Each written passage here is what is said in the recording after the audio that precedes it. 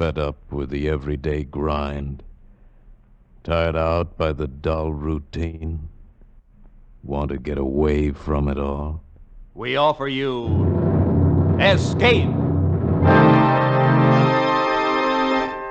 Escape, designed to free you from the four walls of today for a half hour of high adventure. You are speeding through the English countryside, the fast express train rocking beneath your feet. And you know that somewhere in the dark ahead of you, a band of men are plotting the destruction of the train, are planning the moment of your death.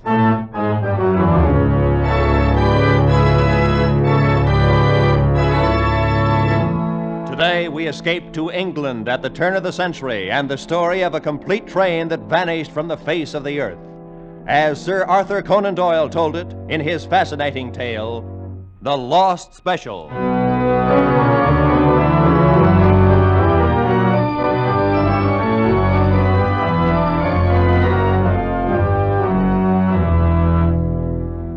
"20 years with Scotland Yard have brought me into contact with many weird and unusual events in human affairs, but none more strange than the occurrences which began on the afternoon of June the 3rd, 1890, in the railway station at Liverpool. On no case before had I ever felt myself so helpless, groping blindly, as it were, for an unseen adversary, not being certain of the nature of the crime, not even knowing, in fact, if it were a crime. Suffice to say that along a short stretch of railway line in Western England, I learned what is truly meant by terror of the unknown.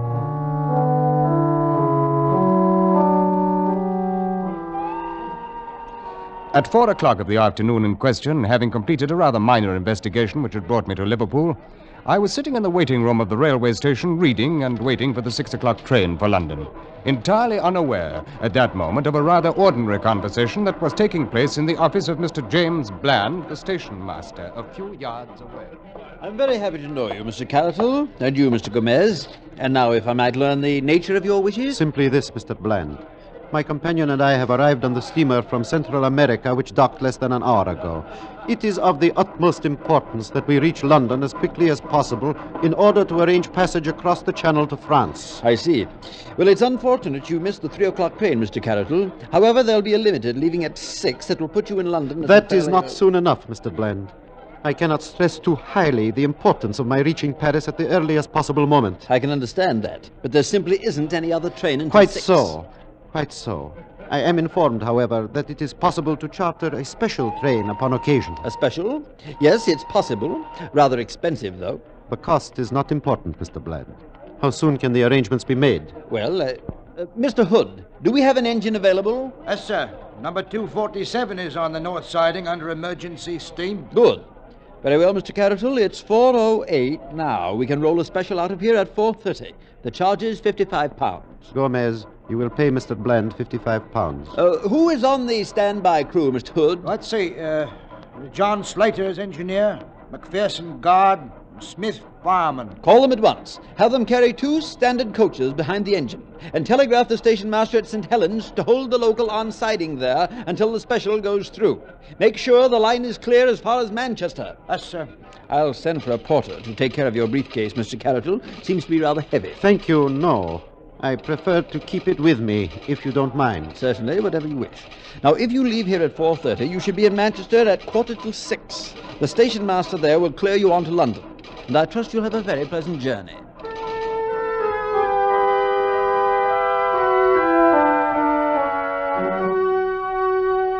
As I say, I was not aware of these events until a while later, and would have placed no significance on them in any case.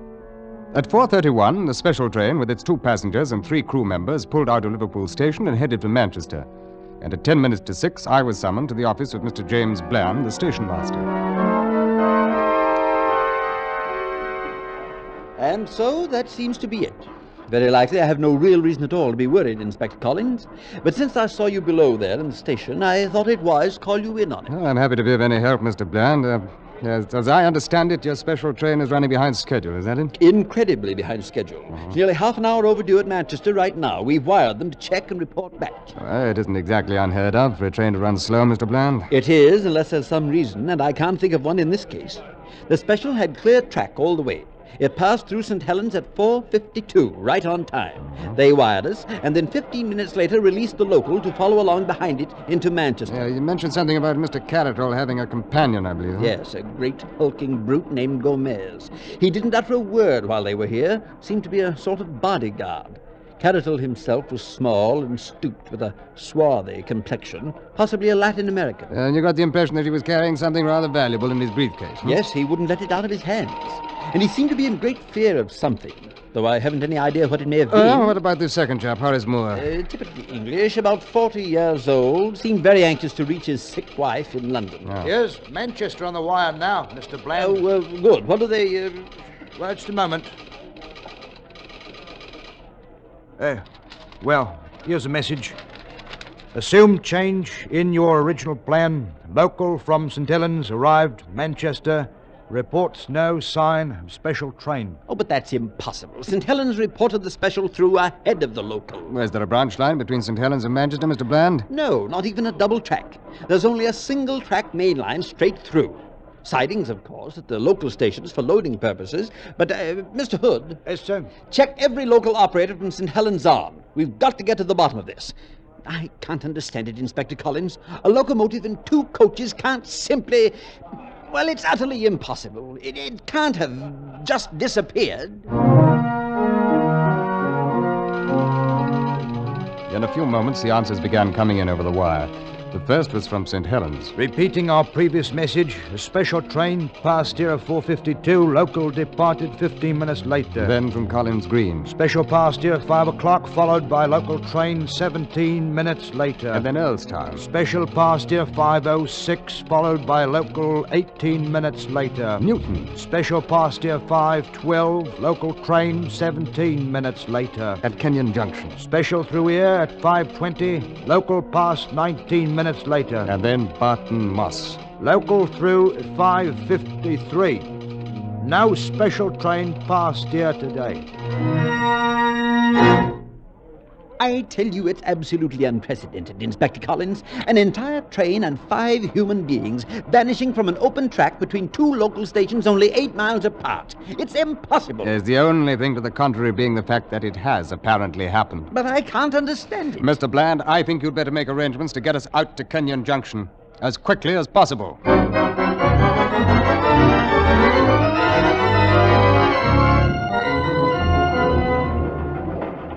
Within 10 minutes, we were in a coach behind a goods engine moving at full throttle on the main line east out of Liverpool. Since the missing special had been reported safely through Kenyon Junction, there was no need for concern with the country this side of that station.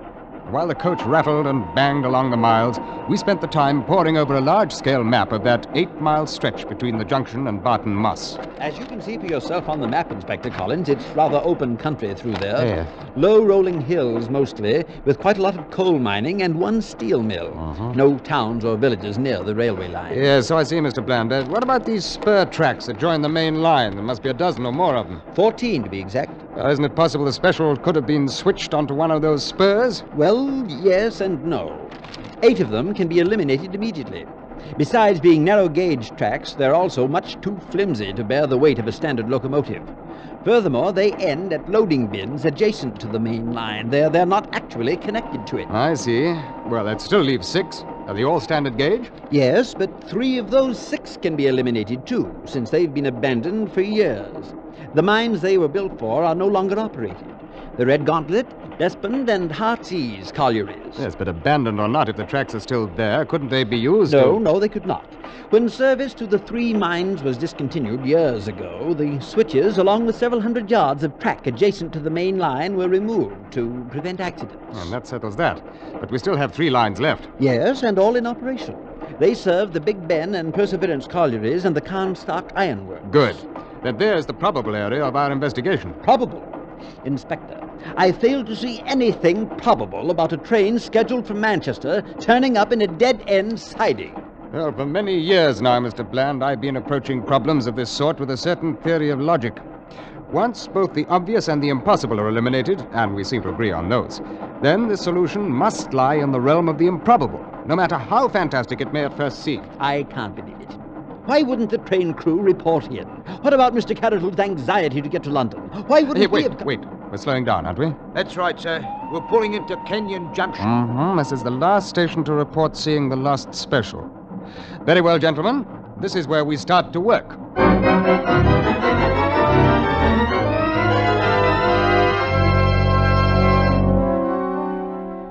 We stopped in the junction only long enough to rig acetylene spot lanterns at either side of the coach, directed in such fashion as to light up the roadbed and embankment along both sides of the track.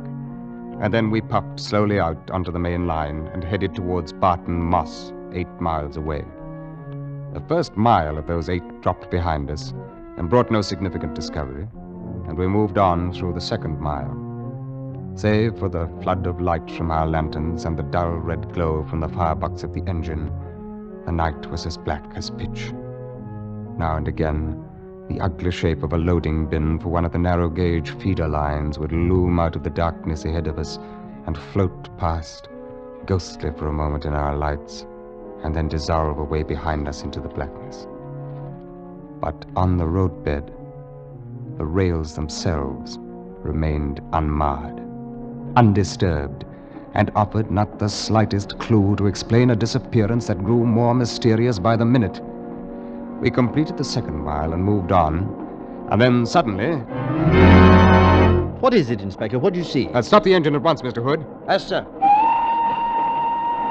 What is it, Inspector? I think I've seen something. I don't see a thing, Inspector. It's just off the embankment there, in the edge of the bushes. We'll need a handlight. Here you are, sir. Good. All right, come on now, let's have a look. By heaven, there is something right enough. I see now. Well, it looks like a man lying there. Oh, it's more likely the body of a man from the position he's in. Well, now, lad. Oh, well, let's turn you over and have a glimpse at your face, huh? What? Inspector? Why, this is John Slater. Ah? And who is John Slater? He was the engineer on the special. Oh. Well, he's dead. His neck's broken. Dead? I'll venture a quick guess it was caused by a fall from the cab of his engine. Traveling rather fast at the time, I'd say. You can see where he rolled through the bushes for some little distance there. But then what happened to the locomotive, Inspector? Afterward, I mean. Well, that still remains to be seen, Mr. Hood. We can be fairly certain of one thing, though. A special must have come at least this far out of the junction. Otherwise, it's pretty difficult to account for the engineer's body being here. No more difficult, surely, than it is to account for any of this. This whole thing is incredible. Impossible. Well, we still have our improbabilities, Mr. Bland. Those 3 connected spur lines are ahead of us yet, and the chances are one of them is going to supply some kind of an answer.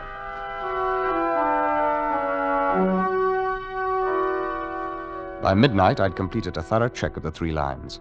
The first one, to the Big Ben colliery, ran 1.5 miles back into the hills and ended against the face of a huge pile of coal. Not large enough, however, to cover a locomotive and 2 coaches. I made certain of that. The line to the Perseverance colliery was hardly more than 1/2 mile long. It had been blocked all day, and it was still blocked by a string of loaded ore cars, and ended beyond them against the open rock face of a quarry. And the last line, running to the Carnstock Ironworks, was a double track, and had been left open all day. However, a sleepy superintendent informed me that over 200 repairmen had been busy on the roadbed until well after dusk, and it was impossible to imagine a non-scheduled train passing through such a horde of witnesses unnoticed. Oh, shortly after midnight, dog-tired, we walked into Barton Moss Station, still without the slightest explanation of the mystery. I want to send a wire through to Scotland Yard. Scotland Yard? Yes, sir. Yeah. I'm prepared to postpone further investigation Investigation? until daylight. Yes, sir. Sign it, Collins. Can you get that up right away? Right away, sir. Peaceful English countryside and a dead engine driver. You speaking to me, sir? Huh? Yeah, no. It is strange, though. Strange, sir? In broad daylight, a 40-ton locomotive with 2 carriages and 4 passengers has vanished from the face of the earth.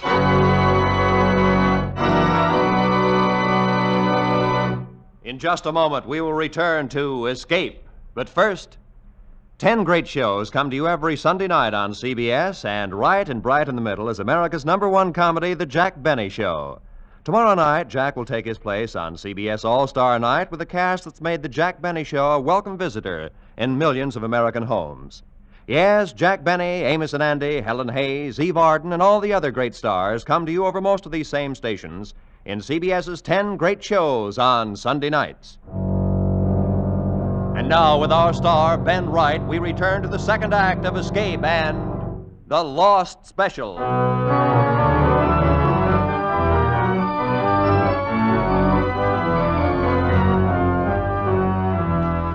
By the next morning, of course, the story was out and the daily papers went to work on it. But fortunately for Scotland Yard, the main attention of the press was directed at the moment toward the international scandal, which had been brewing for a week or two among high financial circles in France. As it was, however, letters to the editor in the Morning Post gave us quite a rough go of it. Oh, with all manner of crackpot suggestions. It seems difficult to believe that the worthy operators of Scotland Yard have overlooked the one obvious explanation as to the whereabouts of the missing train. May I advise them that some 2 miles from Barton Moss, the railroad line crosses the West Branch Canal. Unquestionably, the special leapt from the bridge and lies now in the muddy water. This whole affair is obviously the work of some subversive organization. And until the culprits are brought in to face their just deserts, no man, woman, or child in England can be considered safe. Now, my Surely advice we are in the witnessing matter the is fulfillment of ancient prophecies. The forces of evil grow bolder and begin now to invade the earth openly. There is no doubt but what that strange man Caratol was really the devil in disguise, and it is high Our first time... action this morning is to gaze quickly across the city toward Westminster Abbey. Considering the recently demonstrated inefficiency of Scotland Yard and the Manchester-Liverpool railway affair, it's quite possible the Abbey may be spirited away some night soon. A week passed, and then 2 weeks. We scoured the whole western countryside, following up every lead, tracking down each rumor, and we got nowhere. 3 weeks, 4, and then the press began to ignore the matter. 2 months went by. Nothing new. 3 months, and the activity of Scotland Yard in the matter had come to a standstill. The reason was simple enough. We had no idea what else to do. So the records were finally taken from the active file and marked, "Case still open and unsolved."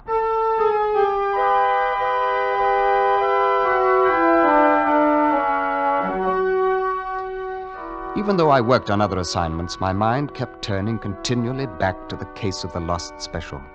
I tried to think of some avenue left untried, some path overlooked, and I could think of nothing.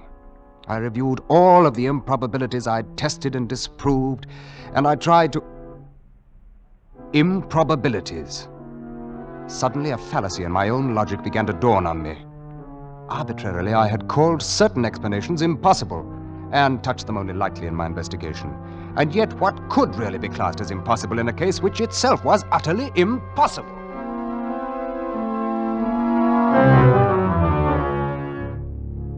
Back down to Barton Moss again, and then 10 days of painstaking work.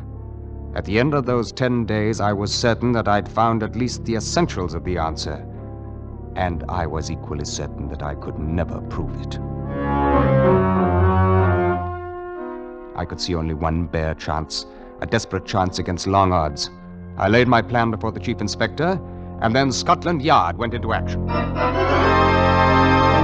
The London Times, 21st November 1890. Rumors are circulating that a man named Dalton, arriving in Liverpool on the steamer Vistula tomorrow, may hold the key to the long-standing Manchester railway mystery. According to reliable sources, Mr. Dalton possesses recently discovered copies of the documents which were carried in the briefcase of the ill-fated Mr. Caratol. It is further stated that Scotland Yard is arranging to meet Mr. Dalton at the Liverpool pier and rush him forthwith to London. The next afternoon, accompanied by Mr. Dalton, I walked into the office of Mr. James Bland, station master at Liverpool, and chartered a special train for London.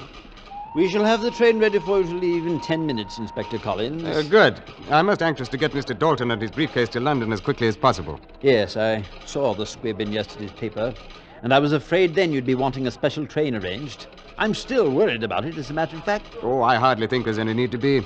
You've run a good many specials up to Manchester since that affair 6 months ago, and you've never lost another one, now have you? No, but I'll confess I've shaken in my boots every time I've watched one of them pull out of here. I say now, you're going to have me jumping at my own shadow. Oh, don't worry, Mr. Dalton. I'll have you in London before you know it, and none the worse for the trip. Nevertheless, Inspector, you'll have to admit the situation today is very much like the one 6 months ago. Oh, yes, in some ways. The mysterious stranger arriving by steamer from South America and in urgent haste to reach London. The carefully watched briefcase, which, according to rumor, contains the very same sort of material Mr. Carroll was carrying. But there is one difference. Mr. Dalton is being accompanied by an agent from Scotland Yard. Yes, but Mr. Carroll also had a guard, that chap Gomez, and both of them disappeared. Oh, come now. Surely you don't think that anything so fantastic could possibly... Oh, no, he's right, Mr. Dalton. It did happen once, and a number of the elements are similar. Well, Mr. Bland, I'll wire you as soon as we reach Manchester. Hardly necessary, Inspector. I think I shall go along with you. What good? But if you're looking forward to excitement, I can't promise it. No, it will probably be a very ordinary trip. But if I stayed here, I'd be a nervous wreck by the time you reached Manchester. Well, then come along by all means. Mr. Dalton and I will enjoy your company. Your train has just pulled up the platform, gentlemen. Good. Well, gentlemen, we can't keep the fates waiting, huh? Let's get aboard.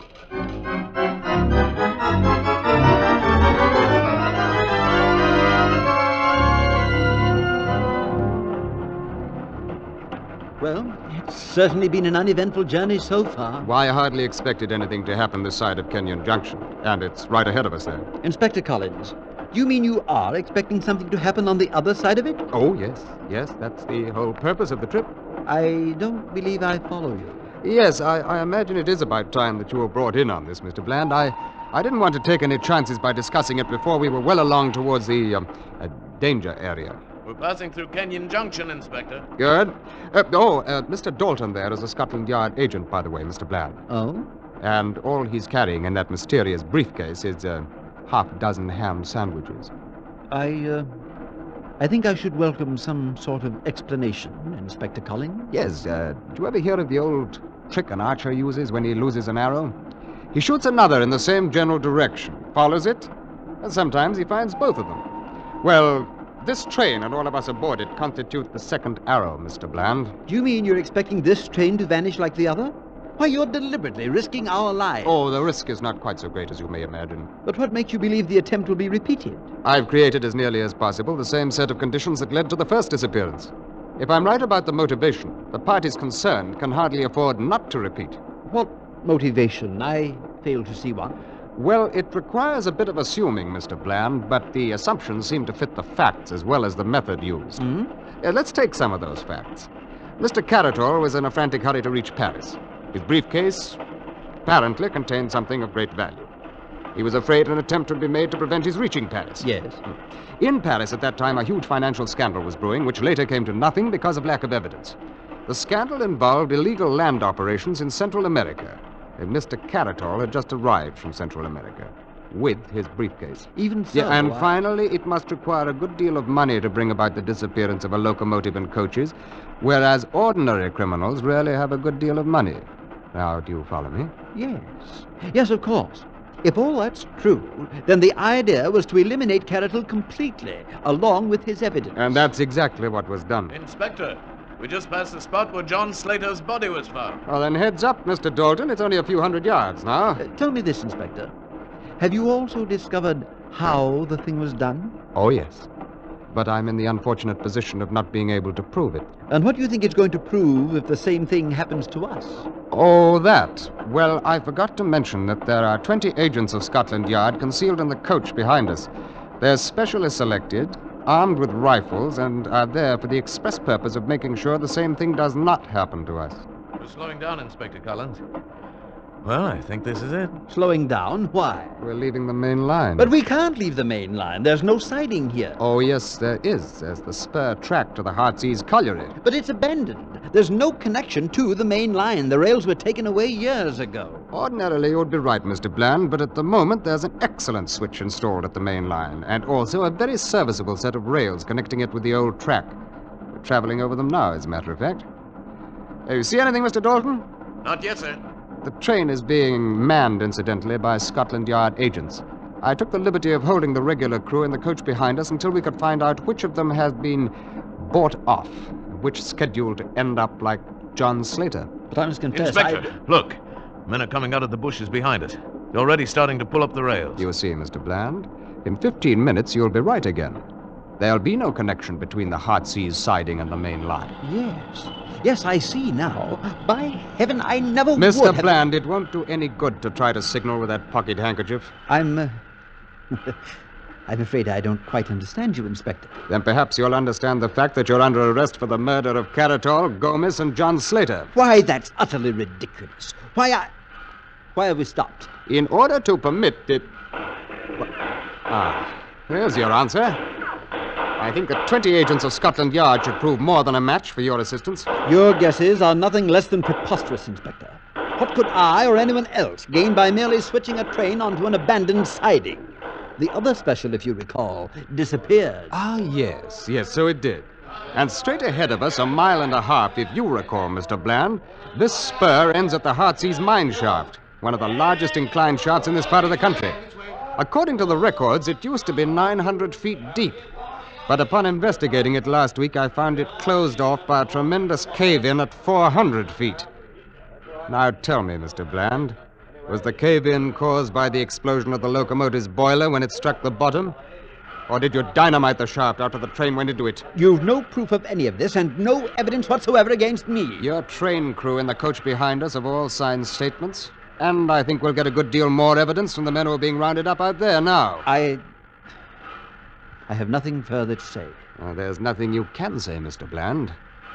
We've seen your bank account with those mysterious and heavy entries which are dated about the time the special disappeared, which I'm sure we shall be able to trace to certain French sources. We've succeeded in tracing down McPherson and Smith, the fireman and conductor you bribed to vanish. Too bad you couldn't bribe Slater, the engineer, because his death was most unfortunate. You see, his body furnished us with our first clue.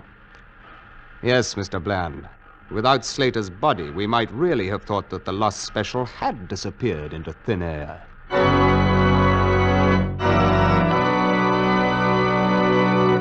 Escape is produced and directed by Norman MacDonald.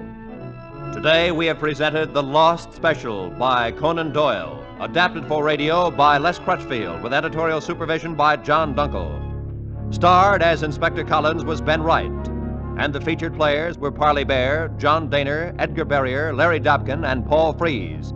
The special music was arranged and played by Ivan Ditmars. Next week... You're aboard the Orient Express, rushing through the European night, bound for Constantinople. And in your compartment with you, a gun pointed at your head, a small, mysterious foreigner is about to take your life.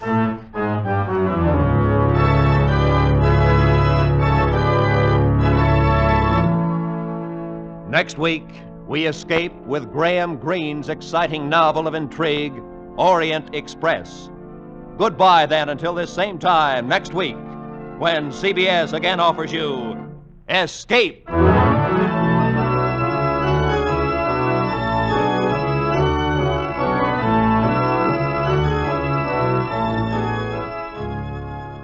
For more adventures, seek it out with two top CBS shows tonight. The Adventures of Philip Marlowe and Gangbusters, both regular Saturday features on most of the same CBS network stations. Be sure to hear them tonight. Now, stay tuned for 5 minutes of the latest news, to be followed by the Let's Pretend program over most of these same CBS stations.